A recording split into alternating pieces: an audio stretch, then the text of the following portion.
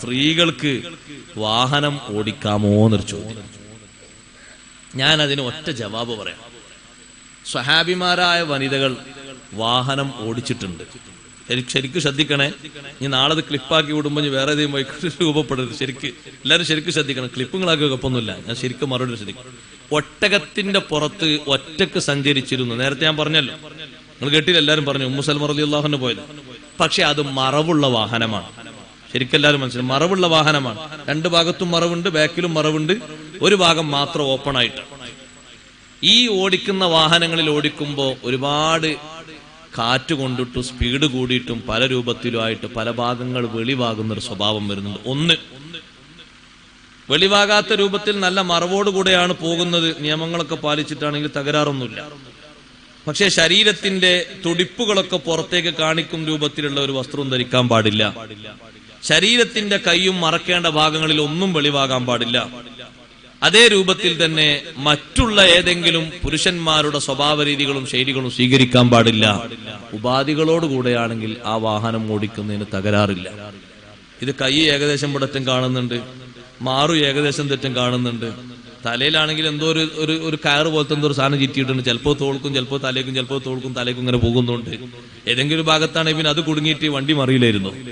അങ്ങനെയൊക്കെ കാലിന്റെ ഭാഗവും വെളിവാകുന്നുണ്ട്. നല്ലോണം കാറ്റിട്ടുമ്പോൾ കാലിന്റെ മുട്ടിന്റെ ഭാഗം വരെ വെളിവാകുന്നുണ്ട്. ഇങ്ങനെയൊക്കെ ഇടങ്ങേറായ രൂപത്തിലാണെങ്കിൽ അത് തീർത്തും തെറ്റാണ്, ഹറാമാണ്, ഒരു നിലക്കും ഹലാലല്ല.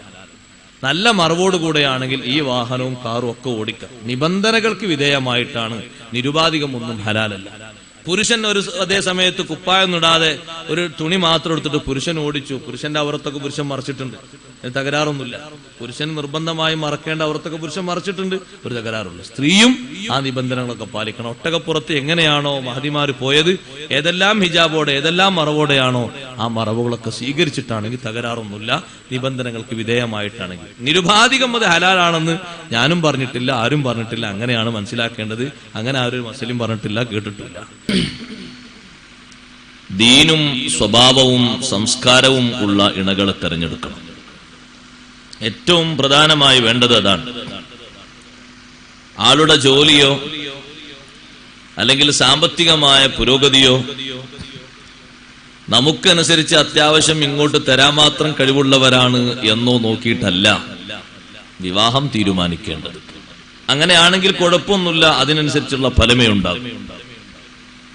ദീൻ അവരെത്രമാത്രം സ്വീകരിച്ചിട്ടുണ്ട്, കൊണ്ടു നടക്കുന്നുണ്ട്, ആ വീട്ടിലെയും അവരുടെ കുടുംബങ്ങളിലെയും ദീനീ സംവിധാനം എങ്ങനെയാണ്, അല്ലാഹു സുബ്ഹാനഹു വ തആല നമ്മെ പഠിപ്പിച്ചതും അങ്ങനെ തന്നെയാണ്. നിങ്ങൾ സ്വീകരിക്കാൻ പോകുന്ന ഭർത്താക്കന്മാർ, സഹോദരിമാർക്ക് വേണ്ടി, മക്കൾക്ക് വേണ്ടി, പെൺമക്കൾക്ക് വേണ്ടി നിങ്ങൾ സ്വീകരിക്കുന്ന ഭർത്താക്കന്മാർ അവർ വളരെ പാവങ്ങളാണെങ്കിലും അവർ നല്ലവരാണോ അല്ലേ എന്നാണ് നിങ്ങൾ നോക്കേണ്ടത്. അൻകിഹുൽ അയാമാ മിൻകും വസ്സാലിഹീന മിൻ ഇബാദിക്കും വഇമായിക്കും ഇയകൂനു ഫുഖറാ യുഗ്നിഹിമുല്ലാഹു മിൻ ഫദ്ലിഹി. അവരെത്ര ദരിദ്രരാണെങ്കിലും നിങ്ങൾ അവരെ തെരഞ്ഞെടുത്തത് നല്ലവരാണ് എന്ന മേൽവിലാസത്തിലാണോ? യുഗ്നിഹിമുല്ലാഹു മിൻ ഫദ്ലിഹി, അള്ളാഹു അവന്റെ ഔദാര്യത്തിൽ നിന്ന് കനിഞ്ഞു നൽകി അവർക്ക് ധാരാളം സാമ്പത്തിക സ്രോതസ് നൽകും. ഒറ്റ മേൽവിലാസവേ നോക്കാവൂ. അതാണ് പ്രധാനമായും പരിഗണിക്കേണ്ടത്. അതിലാണ് പൂർണ്ണമായും വിജയം ലഭിക്കുകയും ചെയ്യുക. ലോകത്ത് ഏറ്റവും കൂടുതൽ വിജയം സൃഷ്ടിച്ച, വരിച്ച മഹാത്മാക്കളൊക്കെ മക്കൾക്ക് വേണ്ടി സെലക്ട് ചെയ്തത് അങ്ങനെയാണ്. ആദരവായ അഷ്റഫുൽ ഖൽഖ് റസൂലുള്ളാഹി സ്വല്ലല്ലാഹു അലൈഹി വസല്ലം തങ്ങൾ പ്രധാനമായും പരിഗണിച്ചത് അലി ഇബ്നു അബി ത്വാലിബ് റളിയല്ലാഹു അൻഹുവിന്റെ ഇൽമിനെയാണ്. അലി ഇബ്നു അബി ത്വാലിബ് റളിയല്ലാഹു അൻഹു വളരെ പാവപ്പെട്ട സ്വഹാബിയാണ്. വലീമത്ത് കൊടുക്കാൻ പോലും വകുപ്പില്ലാതെ ജീവിച്ചിരുന്ന മഹാനായിരുന്നു അലി റളിയല്ലാഹു അൻഹു. സ്വഹീഹുൽ ബുഖാരിയിൽ കാണാം, വലീമത്ത് ഉണ്ടാക്കാൻ വേണ്ടി, വിവാഹ സദ്യ ഉണ്ടാക്കാൻ വേണ്ടി, ഇതൊരു സുന്നത്താണല്ലോ, അതിനുവേണ്ടി അലി ഇബ്നു അബി ത്വാലിബ് റളിയല്ലാഹു അൻഹു ഒരു കൂലിക്കാരനെയും കൂട്ടിയിട്ട് പുല്ലരിയാൻ പോയി. നമ്മളെ നാട്ടിലെ പുല്ലല്ല, വീട് മേയാനും അതുപോലെ തന്നെ കത്തിച്ചുകൊണ്ട് കൊല്ലപ്പണിയെടുക്കുന്ന ആളുകൾക്ക് അവർക്ക് കൂടുതൽ ചൂട് കിട്ടാനും തീ ആളിക്കത്താനൊക്കെ ഉപകാരത്തിന് വിൽപ്പന നടത്തുന്ന പുല്ല്, നീണ്ട പുല്ല്. അത് അരിഞ്ഞ് കിട്ടുന്ന കാശ് വലീമത്തിന് വേണ്ടി ഉപയോഗിക്കാൻ ഒരു കൂലിക്കാരനെയും വിളിച്ച് അലി ബിൻ അബി ത്വാലിബ് റളിയല്ലാഹു അൻഹു 2 ഒട്ടകങ്ങളുമായി പോയി. ആ ഒട്ടകപ്പുറത്ത് കയറ്റിക്കൊണ്ടുവരണം ഈ വലിയ ലോഡ് കണക്കിന് പുല്ല്. പുല്ലൊക്കെ അരിഞ്ഞ് കെട്ടാക്കി കൊണ്ടുവന്ന് നോക്കുമ്പോ മഹാനവറുകൾ കണ്ട കാഴ്ച കണ്ട ഉടനെ തന്നെ നിന്ന് കരഞ്ഞുപോയി. സ്വഹീഹുൽ ബുഖാരിയിലെ ഹദീസാണ്. എന്തേ കരയാൻ കാരണം? ഒന്നുമല്ല, തന്റെ 2 ഒട്ടകങ്ങളെയും ആരോ അറുത്തിരിക്കുന്നു. അറുത്തു എന്ന് മാത്രമല്ല, അതിന്റെ പൂഞ്ഞ അരിഞ്ഞുകൊണ്ടുപോയിരിക്കുന്നു. അതിന്റെ വയറിന്റെ ഭാഗം കുത്തിത്തുരന്ന് നല്ല ലിവറും അങ്ങനെ കൂടുതൽ സ്മൂത്തായ മാംസങ്ങളൊക്കെ വലിച്ചൂരിക്കൊണ്ടുപോയിരിക്കുന്നു. ഈ രംഗം കണ്ടപാടെ വല്ലാതെ ഭയന്നുപോയി അലി ബിൻ അബി ത്വാലിബ് റളിയല്ലാഹു അൻഹു. ചുറ്റുപാടുള്ള ആളുകൾ പറഞ്ഞു, ആരുമല്ല, നിങ്ങളുടെ ഉപ്പയുടെ സഹോദരനായ ഹംസത്ത് ബിൻ അബ്ദുൽ മുത്തലിബ് റളിയല്ലാഹു അൻഹു ആണ്. എവിടെയെന്ന് ചോദിച്ചപ്പോ ആ പുരയിലുണ്ട്. അന്ന് മദ്യപാനം നിരോധിക്കാത്ത കാലമാണ്. അപ്പൊ നന്നായി കുടിച്ചു വന്നപ്പോ ഒട്ടകങ്ങനെ നിൽക്കുന്നത് കണ്ടപ്പോ അതിലങ്ങ് ശരിയാക്കി. 2 ഒട്ടകങ്ങളെ ആരോന്ന് പറഞ്ഞു കൊടുത്തു, അലായാ ഹംസു ലിശ്ശുറുഫിൻ നവാഇ. മദ്യപാനിയായി വന്ന അലി ബിൻ അബി ത്വാലിബ് റളിയല്ലാഹു അൻഹുവിന് ഹംസ റളിയല്ലാഹു അൻഹുവിനോട്, മഹാനവറുകളോട് മദ്യപാനം നിരോധിക്കുന്നതിന്റെ മുമ്പാണ്, അത് പ്രത്യേകം മനസ്സിലാക്കണം. ആരോ വിളിച്ചു പറഞ്ഞു, അല്ല ഹംസു, അതാ നല്ല ഉയർന്നു നിൽക്കുന്ന പൂഞ്ഞയുമായി നിൽക്കുന്ന മെച്ചപ്പെട്ട ഒട്ടകങ്ങൾ, ആ ഒട്ടകങ്ങളെ പിടിച്ച് നിങ്ങളങ്ങ് അറുത്തേക്കൂ. അത് കേൾക്കേണ്ട താമസം ആരുടേതെന്ന് ചോദ്യമില്ല. അത് അറുത്തു. അറുത്തിട്ടതിൽ നിന്ന് മാംസം എടുത്തിട്ട് വേവിച്ചത് കഴിക്കാൻ ഒരുങ്ങുകയാണ്. അലി ബിൻ അബി ത്വാലിബ് റളിയല്ലാഹു അൻഹു ഈ സങ്കടം നേരെ പോയി പറഞ്ഞു ഹബീബ് റസൂലുള്ളാഹി സ്വല്ലല്ലാഹു അലൈഹി വസല്ലം തങ്ങളോട്. അലിയാരെയും കൂട്ടിയിട്ട് തങ്ങൾ വന്നു. അപ്പൊ നോക്കുമ്പോൾ ധാരാളം ആളുകളുണ്ട്. കൂട്ടത്തിൽ ഹംസത്ത് ബിൻ അബ്ദുൽ മുത്തലിബും ഉണ്ട്. നബി സല്ലല്ലാഹു അലൈഹി വസല്ലം എന്തെങ്കിലും പറയാൻ വേണ്ടി നോക്കുമ്പോ അവരിങ്ങനെ ആടിക്കളിക്കുകയാണ്. അപ്പൊ തങ്ങൾ പറഞ്ഞു, നല്ലവണ്ണം മസ്തായിട്ടുണ്ട്. ഇപ്പൊ നമ്മളൊന്നും പറഞ്ഞാലും ശരി, പറഞ്ഞിട്ടില്ലെങ്കിലും ശരി, ഒരു കാര്യം ഉണ്ടാകൂല.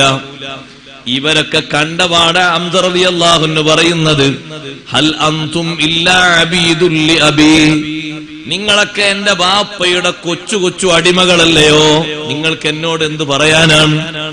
അഥവാ അബ്ദുൽ മുത്തലിബിനെ സൂചിപ്പിച്ചിട്ടാണ് പറയുന്നത്. അബ്ദുൽ മുത്തലിബിന്റെ സംരക്ഷണത്തിലല്ലേ നിങ്ങളൊക്കെ വളർന്നത്. അതൊരു മൈൻഡാക്കിയില്ല. പക്ഷേ അലി റളിയല്ലാഹു അൻഹുവിന് വല്ലാത്ത സങ്കടം. വലീമത്ത് ഒപ്പിക്കാൻ വേണ്ടി, വലീമത്ത് നടത്താൻ വേണ്ടി പുല്ലരിഞ്ഞ് അത് വിറ്റിട്ട് കിട്ടുന്ന കാശിന് വേണം വലീമത്ത് നടത്താൻ. എത്രമാത്രം വലിയ പ്രയാസമാണ് അലി റളിയല്ലാഹു അൻഹു അനുഭവിച്ചത്. നമ്മുടെ വിഷയം അവിടെയല്ല. എന്നിട്ടും അഷ്റഫുൽ ഖൽഖ് റസൂലുള്ളാഹി സ്വല്ലല്ലാഹു അലൈഹി വസല്ലം തങ്ങൾ തെരഞ്ഞെടുത്തത് ഒരുപാട് സമ്പന്നരായ സ്വഹാബിമാര് ഇല്ലേ? ധാരാളം ഉണ്ട്. നബി സല്ലല്ലാഹു അലൈഹി വസല്ലം തങ്ങൾ പറഞ്ഞാൽ സ്വീകരിക്കാൻ പറ്റുന്ന എത്ര ആളുകളുണ്ട്? അന്വേഷിച്ച് വന്നവരെത്രയുണ്ട്? പക്ഷേ അവിടുന്ന് മുൻഗണന നൽകിയത് ഏറ്റവും കൂടുതൽ ഖളാഇനും ഇൽമിനും വലിയ കഴിവും പ്രാപ്തിയും ഉള്ള, കുട്ടിക്കാലം മുതൽക്ക് നബി സല്ലല്ലാഹു അലൈഹി വസല്ലം തങ്ങളെ കൂടെ നടന്ന് എല്ലാ വിഷയങ്ങളും കണ്ടും കേട്ടും അറിഞ്ഞും പകർത്തിയ, തങ്ങളെ വല്ലാതെ സ്വന്തം ശരീരത്തെക്കാളും സ്നേഹിച്ച അലി ഇബ്നു അബി ത്വാലിബ് റളിയല്ലാഹു അൻഹുവിനെയാണ് തെരഞ്ഞെടുത്തത്. വേറെ ഒരാളെയും തെരഞ്ഞെടുത്തില്ല. ഒരാൾക്കും നറുക്ക് വീണതുമില്ല. അള്ളാഹുവിന്റെ നിർദ്ദേശമാണ്. നബി സല്ലല്ലാഹു അലൈഹി വസല്ലം തങ്ങൾ പകരം ഒട്ടകങ്ങളെ വീണ്ടും കൊടുത്തു. ആ ഒട്ടകപ്പുറത്ത് വീണ്ടും പുല്ലരിഞ്ഞ് കൊണ്ടുവന്നത് വിൽപ്പന നടത്തിയിട്ടാണ് വലീമത്തിന് കാശുണ്ടാക്കിയത്. വിഷയം മറക്കരുത്. പരമദരിദ്രരാണെങ്കിലും പരിശുദ്ധ ദീൻ അവരിലുണ്ടോ എങ്കിൽ വിവാഹ ജീവിതത്തിന് വലിയ സുഖം ഉണ്ട്. അതിലൂടെ പിറക്കുന്ന സന്താനങ്ങളോ അവർക്ക് വലിയ സൗകുമാര്യതയും ഉണ്ട്. അവരീ നാട്ടിൽ ഒരു വേറിട്ട ചരിത്രം രചിക്കും. മാത്രമല്ല അവരുടെ ആ ചരിത്രത്തിന്റെ താവഴിയിൽ ധാരാളം ജനങ്ങൾ സുഹൃതങ്ങളുമായി സല്ലപിക്കും, ഒരുപാട് സ്വാലിഹീങ്ങൾ പിറക്കും. അങ്ങനെ സൽപ്പേരും നീതിയും ധർമ്മവും നാട്ടിൽ നിലനിൽക്കും. ഒന്നേ കാര്യമായി പരിഗണിക്കാവൂ, ദീൻ ഏറ്റവും മുഖ്യമായി പരിഗണിക്കണം. അത് പരിഗണിക്കാത്തത് കൊണ്ട് പിന്നെ ഉപദേശിക്കാതൊന്നും നടക്കൂല. എനിക്കൊരു പരിമിതി ഉണ്ടാവും, പിന്നെ അങ്ങോട്ട് പറയാം, അതൊന്നും അങ്ങനെ നടക്കൂല. ദീൻ അവരെ ദീൻ ഏത് രൂപത്തിലുണ്ട്. അതുകൊണ്ടാണ് ഹബീബ് സല്ലല്ലാഹു അലൈഹി വസല്ലം പറഞ്ഞത്, ഇദാ ഖതബ ഇലൈക്കും മൻ തർലൗന ദീനഹു വ ഖുലുഖഹു, നിങ്ങളിലേക്ക് വിവാഹാലോചന നടത്തി വന്നാൽ ആര്? മൻ തർലൗന ദീനഹു വ ഖുലുഖഹു, അവന്റെ ദീന് നിങ്ങൾക്ക് തൃപ്തിയാണ്, അവന്റെ സ്വഭാവവും നിങ്ങൾക്ക് ഇഷ്ടപ്പെട്ടതാണ്. ഫസവ്വിജൂ, നിങ്ങൾ അവർക്ക് കല്യാണം കഴിച്ചു കൊടുക്കണം, മടക്കി വിടരുത്. വേറെ ഏത് രൂപഭാവങ്ങളിൽ കുഴപ്പമുണ്ടായാലും മടക്കി വിടരുത്. ദീനും സ്വഭാവവും രണ്ടിനും വലിയ പരിഗണനയുണ്ട്. ആ പരിഗണന കണ്ടിട്ടല്ലേ വലിയ മഹാസമ്പന്നർ പോലും സ്വന്തം മക്കൾക്ക് ഇണയാക്കി കൊടുത്തത്. വളരെ പരിമദരിദ്രന്മാരായ ആളുകൾ എത്രയുണ്ട്. മർവാ നാട്ടിലെ ഖാളിയായിരുന്നില്ലേ നൂഹ് ഇബ്നു മറിയം എന്ന് പറയുന്ന മഹാൻ? വലിയ പണ്ഡിതനാണ്, മർവാ നാട്ടിലെ ഖാളിയാണ്. ഖാളി എന്ന് പറഞ്ഞാൽ നമ്മളെ നാട്ടിലെ ഖാളി എന്ന് പറയും പോലെയല്ല. ആ നാട്ടിൽ ഏതൊരു തീരുമാനം പറയാനും ഏതൊരു മസ്അലക്ക് മറുപടി കൊടുക്കാനും പ്രശ്നങ്ങൾ പരിഹരിക്കാനും വലിയ പാണ്ഡിത്യമുള്ള ഖാളിയാണ്, ജഡ്ജിയാണ്. ഒരു ജഡ്ജിയുടെ റോളിൽ വർക്ക് ചെയ്യുന്ന, വിഷയങ്ങൾ ശരിക്ക് പ്രസ്താവിക്കുകയും പ്രഖ്യാപിക്കാനും കഴിവും പക്വതയുമുള്ള മഹാപണ്ഡിതനാണ്, ഭരണകർത്താവാണ്. അതോടൊപ്പം തന്നെ വലിയ സമ്പന്നനുമാണ്. മർവാ നാട്ടിലെ ഖാളിയായ നൂഹ് ഇബ്നു മറിയം എന്ന് പറയുന്ന മഹാനവർകൾ ഒരു ദിവസം തന്റെ തോട്ടത്തിൽ കയറി. തോട്ടത്തിൽ പണിയെടുക്കുന്ന അടിമയെ വിളിച്ചിട്ട് പറഞ്ഞു, നല്ല ക്ഷീണമുണ്ട്, നീ നല്ല മധുരമുള്ള, കഴിക്കാൻ നല്ല മധുരമുള്ള, ദാഹം ശമിക്കുന്ന, വിശപ്പ് അത്യാവശ്യമൊക്കെ അടങ്ങുന്ന നല്ലൊരു റുമ്മാൻ കൊണ്ടുവാ. അദ്ദേഹം ഒരു റുമ്മാൻ പറിച്ചു കൊണ്ടുപോയി കുറിച്ചു. നൂഹ് ഇബ്നു മറിയം അത് പൊളിച്ചു നോക്കുമ്പോൾ അത് പഴുക്കാനായിട്ടേ ഉള്ളൂ, പാകമാകുന്നേ ഉള്ളൂ. ഇത് ശരിയാകൂല, വേറൊന്ന് കൊണ്ടുപോവാ. വേറൊന്ന് പറിച്ചു കൊണ്ടുപോയി കൊടുത്തു. അപ്പോഴും പറഞ്ഞു, ഇത് നേരത്തെ ഉള്ളതിന്റെ ആ ഒരു പക്വതയിലേക്കും കൂടി എത്തിയിട്ടില്ല, അതിമേൽ കളർ ഇങ്ങനെ വരുന്നേ ഉള്ളൂ.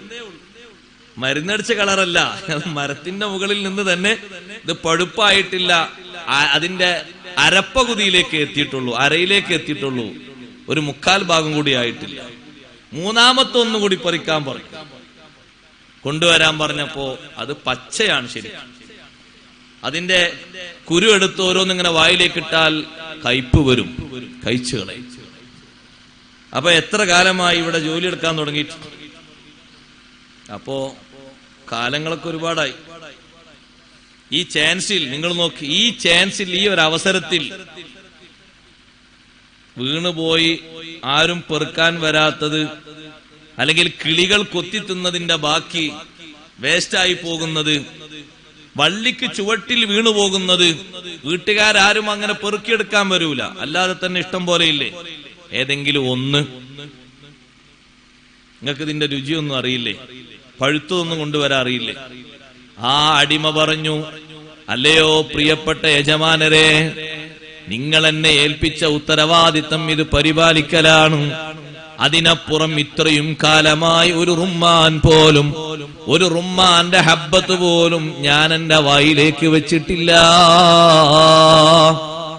അപ്പൊ നൂഹ് ഇബ്നു മറിയം വിലയിരുത്തുന്നത് എന്താണെന്നറിയോ?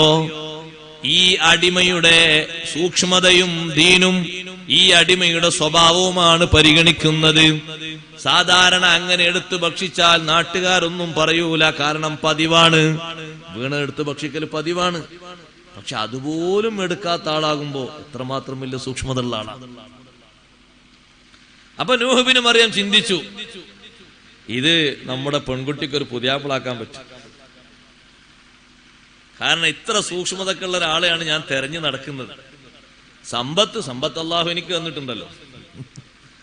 ഈ അടിമക്ക് അടിമന്റെ മേൽവിലാസത്തിൽ ഒരു സമ്പത്തും ഉണ്ടാകൂല, ഒന്നും ഉണ്ടാകൂല. അടിമ എന്ന് പറയുന്ന ഏറ്റവും പാവപ്പെട്ട ഒരു വിഭാഗല്ലേ.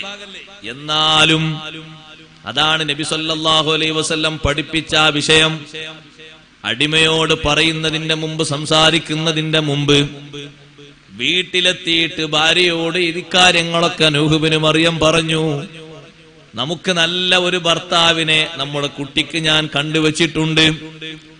ആളെ പറയാതെ, വിഷയം പറയാതെ, സൂക്ഷ്മതയും വിഷയങ്ങളും പറഞ്ഞപ്പോ ഭാര്യയും പറഞ്ഞു അങ്ങനെ തന്നെയാണ് വേണ്ടത്, നമ്മളും അതാണ് ആശിക്കുന്നത്. പക്ഷേ അവസാനം പറഞ്ഞു ആ ആള് നമ്മുടെ തോട്ടത്തിൽ അടിമയാണ്. അടിമയായ ഒരു വ്യക്തി സ്വതന്ത്രയായ ഒരു സ്ത്രീക്ക് കുഫു വെക്കുകയില്ലല്ലോ, കിടയക്കുകയില്ലല്ലോ. അപ്പൊ എന്തു ചെയ്യും എന്നൊരു പ്രശ്നം ഭാര്യ ഉന്നയിച്ചപ്പോ നമുക്ക് അദ്ദേഹത്തെ ഇത്ക്ക് ചൊല്ലാം, മോചിപ്പിച്ചാൽ പിന്നെ സ്വതന്ത്രനായല്ലോ, എന്നിട്ട് നമ്മുടെ മകളെ അങ്ങ് ചേർത്തി കൊടുക്കാം. അപ്പോൾ പിന്നെ സമ്മതമായി. മകളോട് ഈ വിഷയം പറഞ്ഞപ്പോ മകൾക്കും സമ്മതമായി. പിന്നെയാണ് അടിമയോട് വിഷയം പോയി പറയുന്നത്. അടിമയെ എത്തുക ചൊല്ലിയിട്ട് ആ വിവാഹത്തിന്റെ വേദിയൊരുക്കി. വിവാഹം നടന്നു. ആ സൂക്ഷ്മശാലികളായ ദമ്പതികളിൽ നിന്ന് ലോകത്തേക്ക് സംഭാവന വന്ന മഹാനാണ് അബ്ദുല്ലാഹ് ഇബ്നുൽ മുബാറക് റളിയല്ലാഹു അൻഹു. മഹാപണ്ഡിതനാണ്. 10,000-കണക്കിന് ആളുകൾക്ക് ഹിദായത്തിന്റെ വഴിയിലേക്ക് വഴി നടത്തിക്കൊടുക്കാൻ ഒരു കുട്ടിയെ, ഒരു സ്വാലിഹായ സന്താനത്തെ, ഒരു ഖുർറത്ത് ഐനായ സന്താനത്തെ, അങ്ങനെയുള്ള ഒരു സംസ്കാരം കെട്ടിപ്പടുക്കുന്നതിന് വഴിയൊരുക്കിയത്. വൈവാഹിക ജീവിതത്തിലേക്ക് പാദമൂന്നുമ്പോ മുന്നിൽ കാണേണ്ടത്, ലക്ഷ്യം വെക്കേണ്ടത് ദീനും സ്വഭാവവുമാണ്. ദീനും സ്വഭാവവും ഏറ്റവും പ്രധാനമായി പരിഗണിക്കണം. എങ്കിലേ അത് ശരിയാവുകയുള്ളൂ, അല്ലെങ്കിൽ അത് ചേരൂല. നബി സല്ലല്ലാഹു അലൈഹി വസല്ലം വന്നിട്ട് വിവാഹാലോചന നടത്തിയ സഹോദരിമാരോട് തങ്ങൾ പറഞ്ഞിട്ടില്ലേ? ഹിന്ദെന്ന് പറയുന്ന ഒരു സഹോദരി വന്നിട്ട് തങ്ങളോട് പറഞ്ഞു, നബിയെ, 2 ആളുകൾ എന്നെ വിവാഹാലോചന നടത്തിയിട്ട് ഞാൻ ആരെ സെലക്ട് ചെയ്യണം? സെലക്ഷൻ ശരിയാകണം.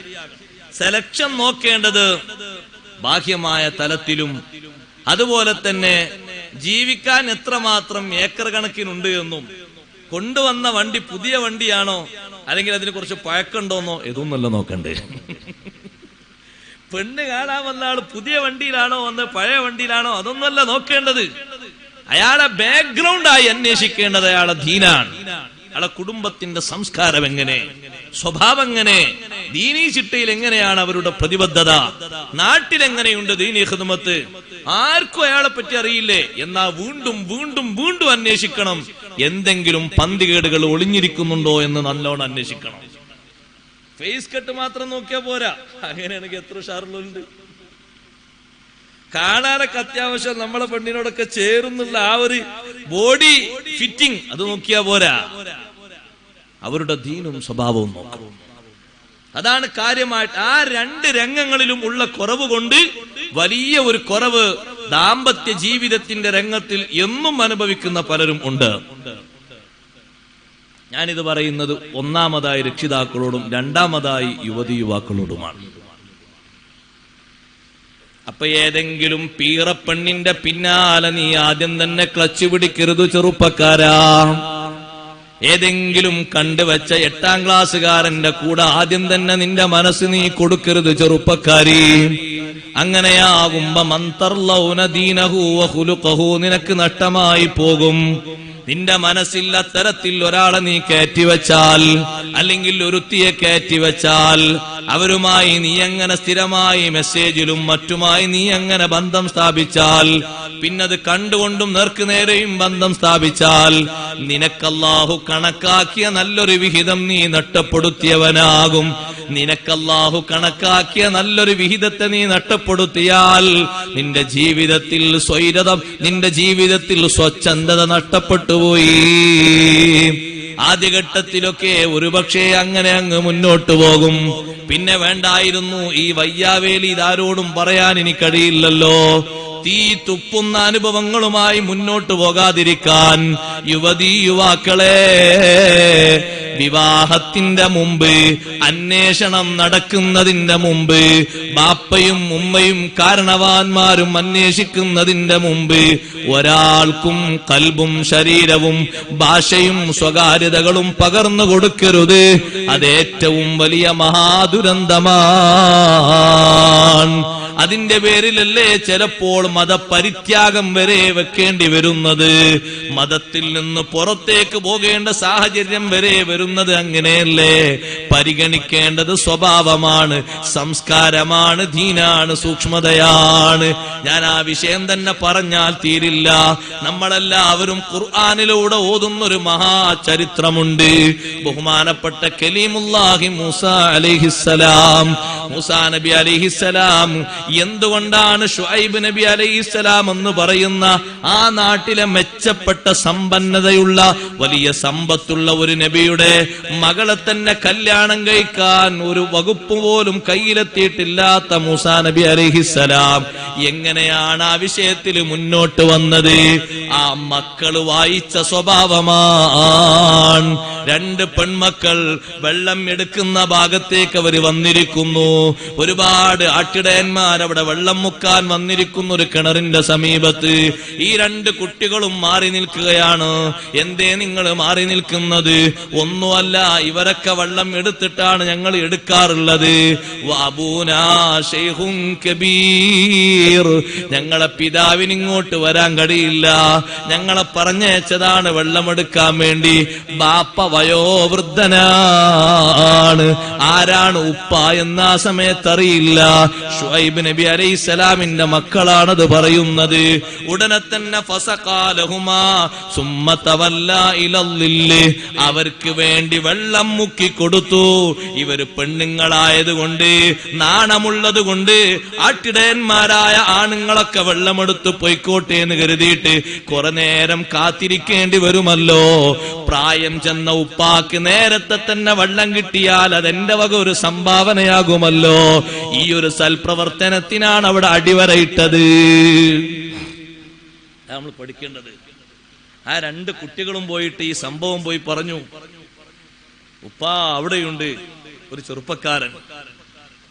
മൂസാ നബി അലൈഹിസ്സലാമിന്റെ ശരീരത്തിന്റെ ആ തുടിപ്പും ആ ശരീരത്തിന്റെ കളറും ആ ശരീരത്തിലെ മുടിയും രോമങ്ങളൊക്കെ ഹബീബ് റസൂലുള്ളാഹി സ്വല്ലല്ലാഹു അലൈഹി വസല്ലം അത് കണ്ട് നേരെ കണ്ട് ഇസ്രാഇന്റെ യാത്ര കഴിഞ്ഞ് വന്ന് തങ്ങൾ സ്വഹാബത്തിനോട് പറഞ്ഞില്ലേ, ഞാൻ അന്ന് മൂസാ നബി അലൈഹിസ്സലാമിനെ കണ്ടു.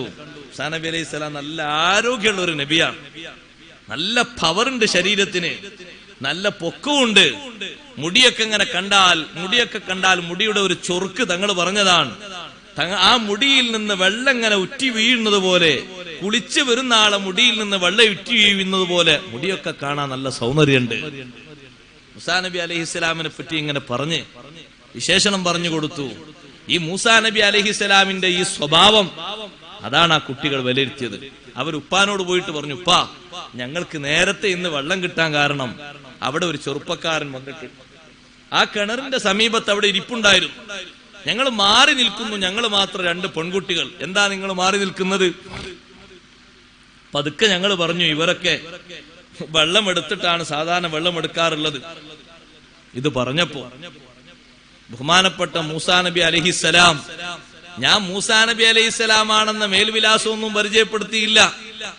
അല്ലാഹ്, ഈ കുട്ടികൾക്ക് വെള്ളം കിട്ടാൻ ഇനി എത്ര നേരാകും? ഇവർക്ക് ഹയാ ഉള്ളത് കൊണ്ടാണല്ലോ ഇവർ നേരെ വന്ന് അവരൊക്കെ തിക്കി തിരക്കിയിട്ട് അതിന്റെ ഇടയിലൂടെ മുക്കാതിരിക്കുന്നത്. അല്ലെ, കിണറ്റിൽ നിന്ന് നിങ്ങൾ ഒരാൾ മുക്കിയിട്ട് ഞങ്ങൾ മുക്കട്ടെ എന്ന് പറഞ്ഞുകൊണ്ട് ഒന്നും പറയുന്നില്ലല്ലോ. അപ്പൊ അവർക്ക് വേണ്ടി വലിയൊരു സൽപ്രവർത്തനം ചെയ്തു കൊടുത്തു. ഈ സംഭവം പറഞ്ഞപ്പോൾ വിളിച്ചു കൊണ്ടുവരാൻ വേണ്ടിയും കുട്ടികളെ അയച്ചു. ഫജാഅതുഹു ഇഹ്ദാഹുമാ തംശി അലസ്തിഹിയാ قالت إن أبي يدعوك ليجزيك أجر ما سقيت لنا. അപ്പൊ ആ പെൺകുട്ടി വന്നതെങ്ങനെ? മൂസാ നബി അലൈഹിസ്സലാമിന്റെ അടുത്തേക്ക് വന്നത് തംശി അലസ്തിഹിയ. ആ പെൺകുട്ടിയിൽ നിന്ന് മൂസാ നബി അലൈഹിസ്സലാം വായിച്ചെടുക്കുന്ന ദീനീബോധം വളരെ ഹയാവോടുകൂടെ നാണം കുണുങ്ങിയിട്ടാണ് ആ പെൺകുട്ടി വന്ന് വളരെ പതുക്കെ പറഞ്ഞു, ഇന്ന അബീ യദ്ഊക ലിയജ്സിയക അജ്റ മാ സഖൈത ലനാ, ഞങ്ങൾക്ക് വെള്ളം മുക്കി തന്നതിന് നിങ്ങൾക്ക് കൂലി തരാൻ ബാപ്പ വിളിക്കുന്നുണ്ട് നിങ്ങളെ. ബഹുമാനപ്പെട്ട മൂസാ നബി അലൈഹിസ്സലാം പോയി നോക്കി.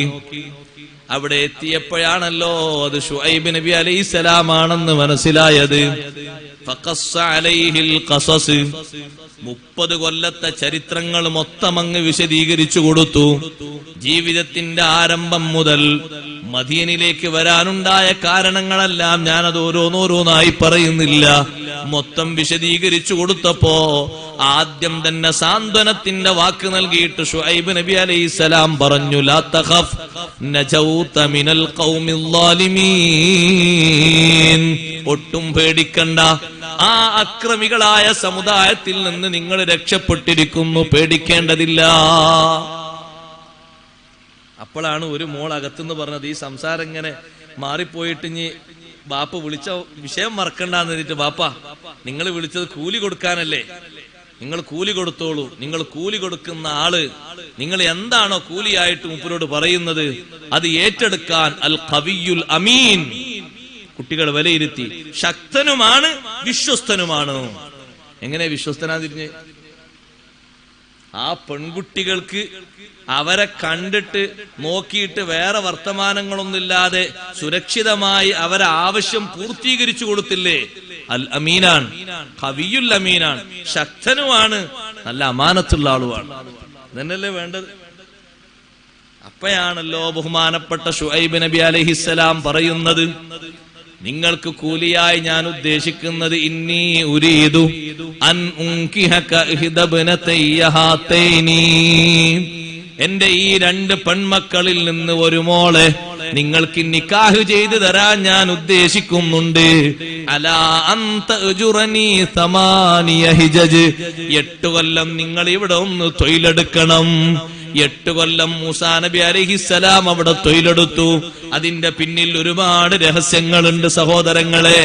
ചരിത്രങ്ങൾ പഠിച്ചാൽ വലിയ സംഭവമാണ്. എന്തിനാണ് അത്രയും വർഷം അവിടെ താമസിപ്പിച്ചത്?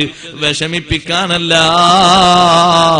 ശുഐബ് നബി അലൈഹിസ്സലാം ഫിർഔനും ജനതയും ഇവിടെ നീക്കുന്ന കരുക്കളെ കുറിച്ച് നന്നായി ബോധമുള്ളവരും അറിവുള്ളവരുമാണ്. അതിനൊക്കെ ഒരു കുറവ് വരാനും ഇവർക്കോ ബഹുമാനപ്പെട്ട മൂസാ നബി അലൈഹിസ്സലാമിന് അള്ളാഹു കണക്കാക്കിയൊരു 40 വയസ്സിന്റെ മികവില്ലേ? ആ 40 വയസ്സിന്റെ മികവെത്തുമ്പോ അള്ളാഹു അവന്റെ റിസാലത്ത് കൊണ്ട് അനുഗ്രഹിക്കുന്നൊരു സമയമായി.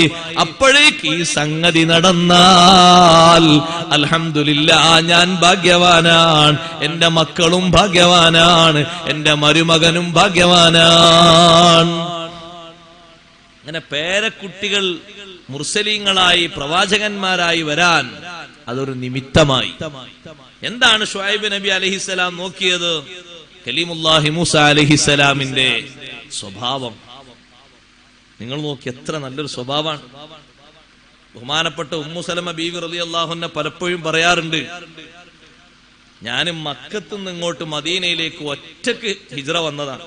ഒറ്റക്ക ഹിജ്റ വന്ന്, ചെറിയ ധൈര്യമൊന്നും പോരാ. കാരണം എവിടെ കണ്ടാലും ശത്രുക്കൾ പിടിച്ചു കിട്ടും. ഉമ്മു സലമ ബീവി റളിയല്ലാഹു അൻഹയും ഭർത്താവ് അബൂ സലമ റളിയല്ലാഹു അൻഹു രണ്ടും കൂടി ഹിജ്റ പോകാൻ ഒരുങ്ങുമ്പോ അപ്പോ അബൂ സലമ റളിയല്ലാഹു അൻഹുവിന്റെ കുടുംബക്കാരും ഉമ്മു സലമ റളിയല്ലാഹു അൻഹയുടെ കുടുംബക്കാരും വന്ന് തടഞ്ഞു വെച്ചു. സലമത്ത് എന്ന് പറയുന്ന കുട്ടിയെ 2 കൂട്ടരും പിടിവലി കൂടി. ഉമ്മു സലമ ബീവി റളിയല്ലാഹു അൻഹ അവരാണ്, ഒരു കുടുംബത്തിന്റെ കയ്യിൽ ഒരു കൈ, മറ്റേ കുടുംബത്തിന്റെ കയ്യിൽ ഒരു കൈ. എന്റെ കുട്ടിന്റെ 2 കൈയും രണ്ടാളും കൊണ്ടുപോകുമെന്ന് പേടിച്ചുപോയി. അമ്മാതിരി വലിക്കാൻ. സലമത്തിനെ വിട്ടു തരൂല, നിങ്ങൾ 2 പേരും പോയാലും ശരി, കുട്ടിനെ വിട്ടു തരൂല. ഹിജ്റ പോകാൻ. ഭർത്താവ് അബൂ സലമ റളിയല്ലാഹു അൻഹു ആണല്ലോ മക്കയിൽ നിന്ന് മദീനയിലേക്ക് ആദ്യം ഹിജ്റ പോയത്. മുഹാജിറുൽ അവ്വൽ അബൂ സലമ അബ്ദുറഹ്മാൻ റളിയല്ലാഹു അൻഹുവാൻ. മഹാനവർകൾ ഒറ്റക്കങ്ങ് പോയി. ഇവിടെ ഭാര്യയും മകനും വേർപെട്ടുപോയി. മകനെ ആണെങ്കിലോ ഭർത്താവിന്റെ കുടുംബക്കാർ കൊണ്ടുപോയി. ഉമ്മു സലമ റളിയല്ലാഹു അൻഹവരാണ് അന്ന് വന്നൊരു സങ്കടം. ഞാൻ എല്ലാ ദിവസവും വൈകുന്നേരമാകുമ്പോ എന്റെ മകൻ, എന്റെ ഭർത്താവ് വേർപെട്ടു പോയൊരു സ്ഥലമുണ്ടല്ലോ, ആ സ്ഥലത്ത് ഞാനിങ്ങനെ വന്നു നോക്കി നിൽക്കും, സങ്കടം ഒന്ന് മാറിക്കിട്ടാൻ. ഇവിടെ വെച്ചാണ് എന്റെ മകനെ ഒരു കൂട്ടരും കൊണ്ട് ഭർത്താവാണ് ഈ പോയും ചെയ്തു. അങ്ങനെ ഞാൻ ഇടക്കിടക്ക് അവിടെ ഇങ്ങനെ വന്നിരിക്കുന്നത് എന്റെ ഭർത്താവിന്റെ കുടുംബക്കാരിൽപ്പെട്ട ഒരു കാരണം അവർ കണ്ടു. അപ്പൊ അദ്ദേഹത്തിന് മാനസികമായിട്ട് വലിയൊരു വിഷമായി. സംഗതി ഏതായാലും ഒരു പെണ്ണ് മകനെയും വേർപെട്ടു പോയി, ഭർത്താവാണെങ്കിൽ ഹിജറയും പോയി, ഈ ഒറ്റപ്പെടലിന്റെ വിഷമം സഹിച്ചാണല്ലോ ഇവിടെ ഇരിക്കുന്നത്, ഇതിനൊരു പരിഹാരം കാണണം. രണ്ട് കുടുംബത്തെയും വിളിച്ച് ചർച്ച നടത്തി. സലമത്ത് എന്ന മകനെ കൈമാറി ഉമ്മു സലമ റളിയല്ലാഹു അൻഹയുടെ കയ്യിൽ. മഹദിയുടെ ധൈര്യം നോക്കണം, ഒറ്റക്കൊരു വാഹനത്തിൽ ഹിജറ പോകുന്നു മക്കയിൽ നിന്ന് മദീനയിലേക്ക്. ഹിജറ പോകുമ്പോൾ ഉമ്മു സലമ റളിയല്ലാഹു അൻഹ പറയാണ്, എനിക്കുണ്ടായൊരു അനുഭവം. ഞാനൊരു മരുഭൂമിയിലൂടെ ഒറ്റക്കങ്ങനെ യാത്ര പോകുമ്പോ ഒരു ചെറുപ്പക്കാരനെ കണ്ടു. ആ ചെറുപ്പക്കാരൻ എന്നോട് ചോദിച്ചു, എവിടേക്കാണ് ഒറ്റക്ക് പോകുന്നത്? ആ ചെറുപ്പക്കാരൻ അന്ന് നബി തങ്ങളെ കൊണ്ട് വിശ്വസിച്ചിട്ടില്ല. ഞാൻ പറഞ്ഞു, മദീനയിലേക്കാണ്. എന്നാ നിങ്ങൾ പേടിക്കേണ്ടതില്ല, മദീനയുടെ ബൗണ്ടറി വരെ, അതിർത്തി വരെ ഞാൻ എത്തിച്ചു തരാം. മുസലമ റളിയല്ലാഹു അൻഹു പറയാണ്, ആ ചെറുപ്പക്കാരന്റെ ഒരു അമാനത്ത് ഞാനത് മറക്കൂല. വിശ്വസ്തത. എന്റെ ഒട്ടകത്തിന്റെ കടിഞ്ഞാണും പിടിച്ച് മുന്നിൽ നടന്നു. ഞാൻ ഒട്ടകത്തിന്റെ ഉള്ളില്, ആ ഒട്ടകക്കൂടിന്റെ ഉള്ളിൽ ഞാനും എന്റെ മകൻ സലമയും ഞങ്ങൾ രണ്ടുപേരും ഇരിക്കുക. എന്നിട്ട് ഒരു പേടിയും വേണ്ടട്ടോ, ഞാൻ നിങ്ങൾക്ക് ശരിക്കും മദീനയിലെ റൂട്ട് എത്തിച്ചേരാം, ഒരു പെണ്ണല്ലേ ഒറ്റക്ക് പോകുന്നത്. അങ്ങനെ ഏകദേശം മദീനയുടെ അതിർത്തി എത്താൻ നേരത്ത് ഇനിയൊന്നും പേടിക്കേണ്ട, നേരെ പോയാൽ മതി, അടുത്ത് തന്നെയാണെന്ന് പറഞ്ഞ് തിരിച്ചു പോന്നു. അപ്പൊ പറഞ്ഞു, ആ ചെറുപ്പക്കാരനായ, അന്ന് എനിക്കങ്ങനെ വഴി കാണിച്ചു തന്ന ആ ചെറുപ്പക്കാരൻ, അദ്ദേഹം നല്ല അമാനത്തുള്ള ആളാണ്, വിശ്വസ്തതയുള്ള ആളാണ്. ആ ചെറുപ്പക്കാരന്റെ കയ്യിൽ നിന്നാണ് പിന്നീട് മക്ക വിജയത്തിന്റെ അന്ന് ഹബീബ് റസൂലുള്ളാഹി സ്വല്ലല്ലാഹു അലൈഹി വസല്ലമ തങ്ങൾ കഅബ തുറക്കാൻ താക്കോല് ആവശ്യപ്പെട്ടത്. അലി ഇബ്നു അബീ ത്വാലിബ് റളിയല്ലാഹു അൻഹു ആ താക്കോല് വാങ്ങിക്കൊണ്ടുവന്നു. ആദ്യം താക്കോല് വെച്ചപ്പോൾ ഉസ്മാൻ ബിൻ അബീ ത്വൽഹ കൊടുത്തില്ല. അലി റളിയല്ലാഹു അൻഹു കൈ ഇങ്ങനെ പിടിച്ചത് പെട്ടെന്ന് വാങ്ങി. അലി റളിയല്ലാഹു അൻഹു നല്ല ആരോഗ്യമുള്ള ആളല്ലേ, 100-150 ആളുകൾ കൂടി പിടിച്ചിട്ട് പോരാത്ത കോട്ടയുടെ വാതിൽ ഒറ്റക്ക് പിടിച്ച് വലിച്ച് അത് അവിടുന്ന് പറിച്ചിട്ട ആളല്ലേ. പിന്നെ അലി റളിയല്ലാഹു അൻഹുവിന്റെ ഒരു കുറവ്, താക്കോൽ അങ്ങ് വാങ്ങി. ആ താക്കോല് നേരെ കൊണ്ടുപോയി നബി സല്ലല്ലാഹു അലൈഹി വസല്ലമയുടെ കയ്യിൽ ഏൽപ്പിച്ച് കഅബ തുറന്നു. തങ്ങളുടെ ഉള്ളിൽ കയറി നിസ്കരിച്ചു പുറത്തിറങ്ങി. നിങ്ങൾ നോക്കി, ഈ അമാനത്തിന് പകരം അള്ളാഹു നൽകുന്ന ഒരു അമാനത്ത് നോക്ക് നിങ്ങൾ. ഒറ്റക്ക് പോകുന്ന ഒരു പെണ്ണിനെ യാതൊരു നിലക്കും ഒരു പേടിയില്ലാതെ, സത്യത്തിൽ വിശ്വാസത്തിൽ രണ്ട് ധ്രുവങ്ങളിലാണ് രണ്ടുപേരും. ഉമ്മു സലമ റളിയല്ലാഹു അൻഹ നബി സല്ലല്ലാഹു അലൈഹി വസല്ലമയോട് വിശ്വസിച്ച മഹദിയാണ്. അന്ന് ഉസ്മാൻ ഇബ്നു ത്വൽഹ വിശ്വസിച്ചിട്ടില്ല. പക്ഷെ അപ്പോഴും അമാനത്തുണ്ട്, വിശ്വസ്തതയുണ്ട്, ഉത്തരവാദിത്വ ബോധമുണ്ട്. ഈ എന്റെ കയ്യിൽ ഞാനൊരു അമാനത്തായി കൊണ്ടുപോകാന്നുള്ള നിലക്ക് ഉമ്മു സലമ റളിയല്ലാഹു അൻഹയെ മദീനയിലേക്ക് എത്തിച്ചില്ലേ. കഅബ പൂട്ടിയിട്ട് തങ്ങൾ തിരിച്ചിറങ്ങുമ്പോ അബ്ബാസ് ബിൻ അബ്ദുൽ മുത്തലിബ് റളിയല്ലാഹു അൻഹു വന്നിട്ട് പറഞ്ഞു, നബിയേ, വെള്ളം കൊടുക്കാനുള്ള അധികാരം ഇപ്പോൾ എനിക്കുണ്ടല്ലോ, സംസം വെള്ളം വിതരണത്തിനുള്ള അധികാരം. അതോടൊപ്പം തന്നെ താക്കോലും എന്റെ കയ്യിലൊന്ന് ഏൽപ്പിക്കാമോ? ആ സമയത്ത് തങ്ങൾ ചോദിക്കുകയാണ്, താക്കോല് തന്ന ആള് എവിടെ? തന്ന ആളിലേക്ക് തന്നെ തിരിച്ചു കൊടുക്കാൻ അള്ളാഹുവിന്റെ ഉത്തരവുണ്ട്. ഇന്നല്ലാഹ യഅ്മുറുക്കും അൻ തുഅദ്ദുൽ അമാനാതി ഇലാ അഹ്ലിഹാ. വിശ്വസ്തയോടെ ഏൽപ്പിച്ച ഉത്തരവാദിത്തങ്ങൾ അതിനർഹതപ്പെട്ട ആളിലേക്ക് തിരിച്ചു കൊടുക്കണമെന്ന് അള്ളാഹു ആജ്ഞാപിക്കുന്നുണ്ട്. അള്ളാഹു എന്നോട് അങ്ങനെ കൽപ്പിച്ചിട്ടുണ്ട്. അതുകൊണ്ട് താക്കോലിന്റെ ആള് എവിടെ? ഉസ്മാൻ ബിൻ അബീ ത്വൽഹ റളിയല്ലാഹു വന്നു. താക്കോല് കിട്ടിയപ്പോൾ മഹാനവർകൾ ചിന്തിക്കുന്നു, ഈ താക്കോല് ശരിക്കും എന്റെ കൈയൊക്കെ ഒന്ന് പിടിച്ചൊന്ന് റെഡിയാക്കിയിട്ട് വാങ്ങിക്കൊണ്ടേ താക്കോലാണ്. തിരിച്ച് ഈ താക്കോൽ എന്റെ കയ്യിലേക്ക് വരുമെന്ന് ഒരു നിലക്കും ഞാൻ നനച്ചിരുന്നില്ല. വിശുദ്ധ ഇസ്ലാമിൽ ഇത്രമാത്രം അമാനത്തുണ്ടെങ്കിൽ ഞാൻ എന്തിനു മാറി നിൽക്കണം? അഷ്ഹദു അല്ലാ ഇലാഹ ഇല്ലല്ലാഹ്. അപ്പൊ അന്ന് കാണിച്ച അമാനത്തിന് പകരം ഹൃദയത്തിൽ ചാലിച്ച ഈമാൻ യഥാർത്ഥ അമാനത്ത് അതല്ലേ? അള്ളാഹു അതിനെ സംഭാവനയായി ഔദാര്യമായി കൊടുക്കുകയായിരുന്നു. സഹോദരങ്ങളെ, വിഷയം മറക്കരുത്. ബഹുമാനപ്പെട്ട കലീമുല്ലാഹി മൂസ അലൈഹിസ്സലാമിന്റെ ജീവിതത്തിൽ വലിയ മാറ്റങ്ങൾ വന്നത്, വലിയ സന്തോഷം ഉണ്ടായത് ബഹുമാനപ്പെട്ട ശുഐബ് നബി അലൈഹിസ്സലാമിന്റെ മകളുമായി തിരിച്ചു വരുന്ന യാത്രയിലാണല്ലോ അള്ളാഹുവിനോട് മുനാജാത്ത് ഉണ്ടായത്, അള്ളാഹു റിസാലത്ത് നൽകിയത്. അതൊക്കെ ആ ജീവിതത്തിന്റെ തുടക്കത്തോടുകൂടെയാണ്. നല്ല സഹധർമ്മിണിയും കൂട്ടിയിട്ടല്ലേ രാത്രി സമയത്ത് യാത്ര ചെയ്തു വരുന്നത്. അങ്ങനെയാകുമ്പോ മുന്നിലേക്ക് പോകാൻ ഏതെങ്കിലും വഴി കാണിക്കുന്ന ആളെ കിട്ടണം, അല്ലെങ്കിൽ എന്തെങ്കിലും വെളിച്ചം കിട്ടണം. അവിടെ ഒരു തീ കാണുന്നുണ്ട്, ഞാൻ ആ തീന്റെ പരിസരത്ത് ആരെങ്കിലും ഒക്കെ ഉണ്ടാകുമല്ലോ, വെറുതെ തീ ഇങ്ങനെ കത്തൂലല്ലോ, ഒന്നെങ്കിൽ വഴി ചോദിച്ചു വരാം, അല്ലെങ്കിൽ ആതീകും മിൻഹാ ബിഖബസ്, ഒരു തീ ഞാൻ അവിടെ നിന്ന് കത്തിച്ചൊരു പന്തം കൊണ്ടുവരാം, അതിട്ട് നമുക്ക് പോകാം. അതിനൊക്കെ ഒരു സബബായത് ഈ വിവാഹ ജീവിതല്ലേ. സഫൂറ ബീവിയുമായിട്ട് വരുന്ന ആ വരവിൽ അല്ലാഹു സുബ്ഹാനഹു വ തആല പറഞ്ഞില്ലേ, ഓ മൂസാ നബിയേ, ഇന്നി അനല്ലാഹു റബ്ബുൽ ആലമീൻ. നിങ്ങൾക്ക് ബഹുമാനപ്പെട്ട ശുഐബ് നബി അലൈഹിസ്സലാം കൈമാറിയ ഒരു വടിയില്ലേ നിങ്ങളുടെ കയ്യിൽ, ആ വടി അങ്ങ് നിലത്തിടൂ. അല്ലാഹു തആല മൂസാ നബി അലൈഹിസ്സലാമിലേക്ക് റിസാലത്തിന്റെ വെളിച്ചം കൈമാറി. മൂസാ നബി അലൈഹിസ്സലാമിനോട് പറഞ്ഞു, നിങ്ങൾ റസൂലായി നിശ്ചയിച്ചു, ഇനി ഒരു പേടിയും കൂടാതെ നിങ്ങൾ ഫിർഔനിന്റെ സവിധത്തിലെത്തണം. 10 വർഷം മുമ്പ് നിങ്ങളെപ്പറ്റി ഒരു ഗൂഢാലോചന നടക്കുന്നുണ്ട് എന്ന് പറഞ്ഞപ്പോഴാണ് നിങ്ങൾ മിസ്ർ വിട്ട് മദീനയിലേക്ക് പോയത്. ഇന്ന് നിങ്ങൾ ഒറ്റക്കല്ല, കുടുംബ സമേതമാണ്. തിരിച്ച് അവിടെ എത്തിയിട്ട് വലിയ വിജയം വരിക്കണം. ആ കുടുംബത്തോടുകൂടെ മൂസാ നബി അലൈഹിസ്സലാമിന് വലിയ വിജയം ഉണ്ടായി. അതുകൊണ്ട് ദീനും സ്വഭാവവും നല്ല രൂപത്തിലാകുന്നവരെയാണ് ഇണചേർത്തു കൊടുക്കേണ്ടത്. അല്ലാത്തൊരു പക്ഷം ഇല്ലാത്തഫ്അലൂഹു തങ്ങൾ പറഞ്ഞു, നിങ്ങൾ ദീനുള്ളവരെ നോക്കിയിട്ട് ചേർത്ത് കൊടുക്കുന്നില്ലെങ്കിൽ തകുൻ ഫിത്നതുൻ ഫിൽ അർളി വഫസാദുൻ കബീർ, ഭൂമിയിൽ വലിയ നാശമുണ്ടാകും, വലിയ കുഴപ്പമുണ്ടാകും, ജീവിതം ലെവലായി മുന്നോട്ട് പോകില്ല. സെലക്ഷൻ റെഡിയാകണം.